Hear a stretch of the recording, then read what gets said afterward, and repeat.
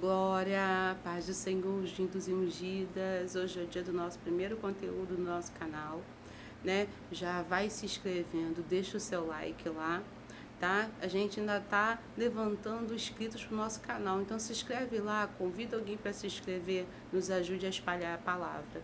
Hoje nós vamos falar sobre Jael, uma mulher determinada, corajosa, um exemplo a ser seguido por nós mulheres do nosso século, de nossos dias atuais. Temos muito a aprender com essa mulher. Lá no livro de Juízes, capítulo 4, verso 16 diz: E Baraque seguiu após dos carros e após do exército até Arosete dos gentios, e todo o exército de Cícera caiu a fio de espada até não ficar um só. Porém, Cícera fugiu a pé para a tenda de Jael, mulher de Éber, queneu, porquanto havia paz entre Jabim, rei de Azor, e a casa de Éber, queneu. E Jael saiu ao encontro de Cícera e disse-lhe: Retira-se, meu senhor, retira-te para mim, não temas. Retirou-se para sua tenda e ela o cobriu com uma coberta. Então ele lhe disse: Dá-me de beber, peço-te, um pouco de água, porque tenho sede. Então ela abriu um odre de leite e deu-lhe de beber, e o cobriu. E ele lhe disse: Põe-te à porta da tenda e há de ser, que se alguém te perguntar e disser: Há aqui alguém? Responde tu, então, não. Então Jael, mulher de Éber, tomou uma estaca da tenda e lançou mão de um martelo e foi-se mansamente a ele. E lhe cravou a estaca na fonte e a pregou na terra. E estando ele, porém, carregado de um sono profundo e já cansado, assim morreu.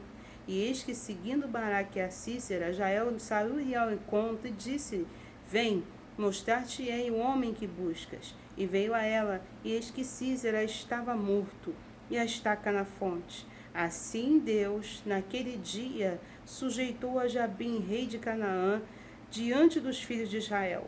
E continuou a mão dos filhos de Israel a lutar, e a endurecer-se sobre Jabim, rei de Canaã, até que exterminaram a Jabim, rei de Canaã. Todos nós conhecemos a história de Débora. Essa passagem, esse livro de Juízes fala sobre duas mulheres muito valentes que fizeram a diferença e viveram propósitos. Débora era juíza de Israel, a única juíza a ser mencionada na Bíblia, né? Mulher juíza. E era uma mulher corajosa. Ela atendia debaixo de uma palmeira, sem nenhum conforto, sem ar-condicionado, sem nada disso. E atendia o povo, julgava o povo, cumpria o propósito com Deus na sua vida. E o povo de Israel, naquele momento, estava passando por uma luta muito grande, pois os cananeus estavam espremendo, apertando, tramando, aleluia. E Deus falou através da boca de Débora para Baraque, dizendo: vai que a batalha já é tua, a guerra já está ganha. Deus garantiu a vitória a Baraque, porém ele não teve coragem. Ele achou que o povo não ia o seguir. Ele foi covarde. Ele achou que ia dar errado, mas Deus já tinha mandado. Se Deus mandou, ele garante. Porém, por causa da covardia de Baraque, Débora foi, abriu a boca e disse: Olha, eu vou contigo, mas a vitória, a honra desta batalha não será tua, será de uma mulher, pois pela mão de uma mulher o Senhor trará a vitória para o povo. E assim aconteceu. Quando nós temos o primeiro momento, pensamos: essa honra vai vir pela mão de Débora, mas havia nos bastidores daquela guerra uma mulher que muitos historiadores dizem que ela não era judia, alguns dizem que sim, alguns dizem que talvez ela se casou, né, com Éber por algum tipo de negociação de família, nós não sabemos, porque os costumes naquela época eram diferentes. Os queneus eram nômades, eles iam, se instalavam em terras com seus clãs, não tinham uma morada fixa, e aquela mulher convivia com seu marido.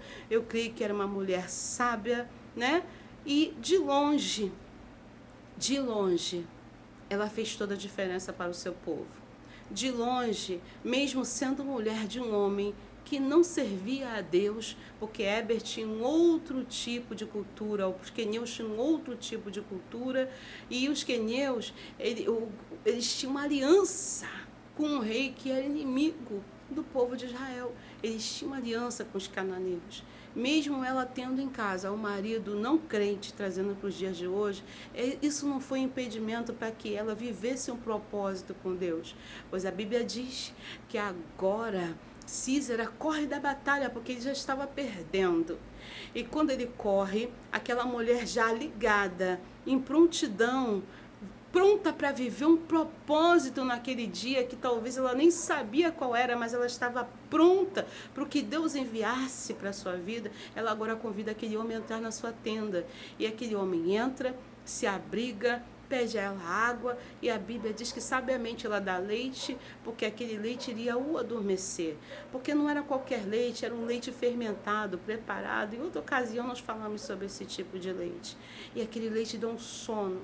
E sabendo aquela mulher, mesmo de longe, quem era aquele homem e o perigo que ele representava para o seu povo, a Bíblia diz que assim que ele adormeceu, ele, depois de já estar coberto, ali acomodado, ela cravou uma estaca na fonte, agora tirando a vida daquele que era inimigo do povo de Israel. Como eu falei, alguns historiadores dizem que ela não era judia, mas sendo judia ou não, aquela mulher tinha um amor muito grande pelo Deus de Israel e pelo povo de Israel, e ela estava pronta para viver aquele propósito.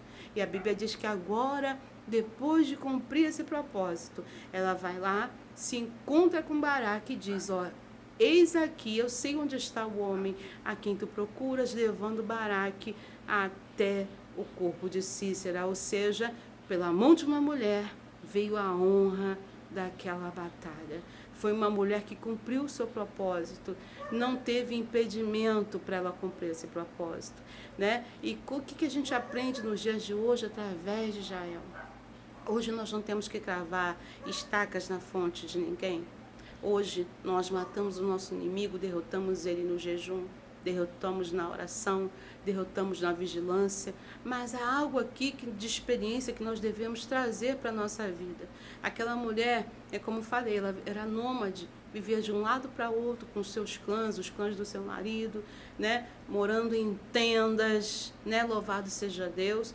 Nada disso fez com que ela simplesmente negligenciasse o que estava acontecendo. Morando em tendas, convivendo com um homem que não servia ao Deus de Israel. Hoje a gente vê muitas irmãs dizendo, eu não faço isso porque o meu marido não é crente, eu não faço aquilo porque o meu esposo não é crente. Só que essa mulher não deixou isso ser um impedimento para que ela vivesse o propósito. E ela foi citada na Bíblia. O Cântico de Débora, né, vem contando sobre a atitude dessa mulher, que naquele momento viu a oportunidade e a ocasião de derrotar, né, definitivamente o inimigo, aleluia, grandioso, que estava oprimindo o seu povo. Povo esse que, ou como eu falei, né, sendo ela judia ou não, ela tomou como família, ela tomou como Deus, o Deus de Israel. E o que você tem feito, minha irmã? Qual o propósito que você tem vivido?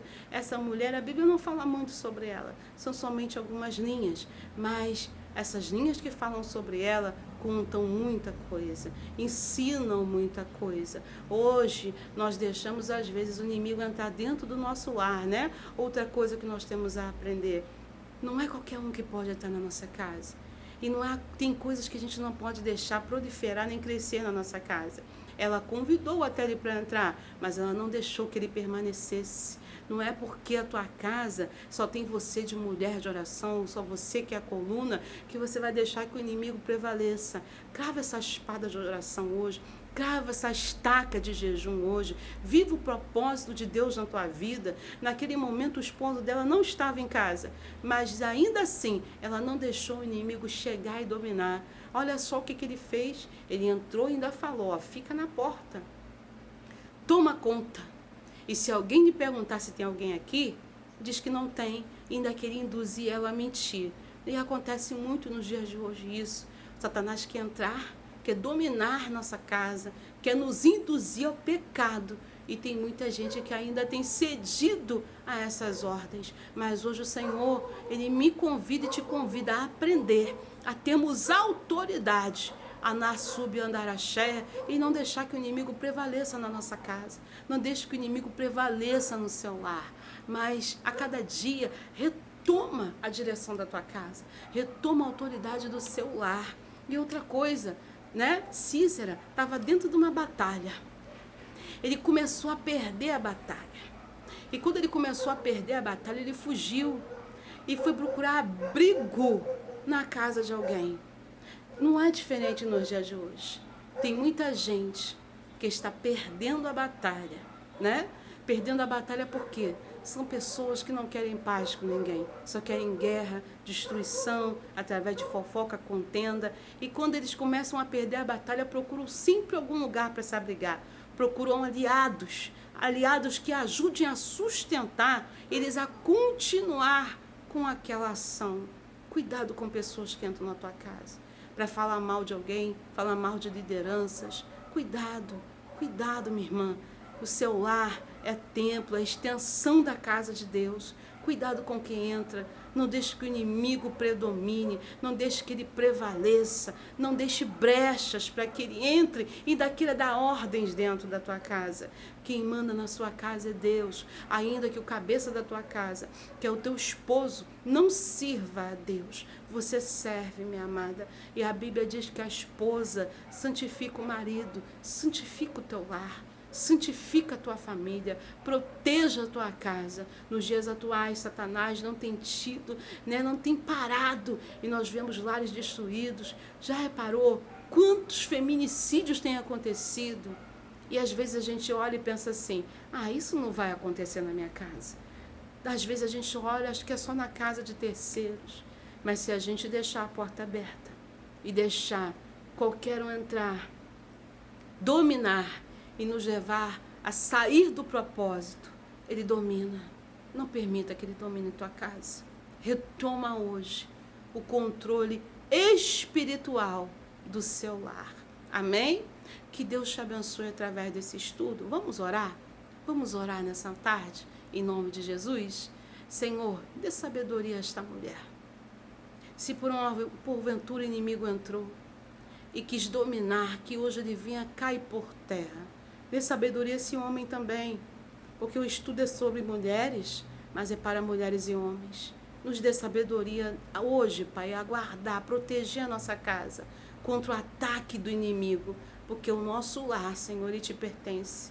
Nossa família, ainda que tenha alguém que o cônjuge não seja servo teu, que seja alcançado também pelo teu poder, a tua unção, que esta casa seja cheia do Espírito Santo, cheia da presença, que as brigas, as guerras, as discussões, a frieza, meu Pai querido, a miséria, a doença, saiam em nome de Jesus, e a tua benignidade, a tua graça e a tua misericórdia venha invadir esse lar hoje e venha fazer morada. Entregamos em tuas mãos que a minha irmã seja como Jael, uma mulher notável, corajosa, forte, que mesmo estando de longe, estava pronta, ligada, meu Pai, apercebida para o momento do propósito contigo se cumprir na vida dela.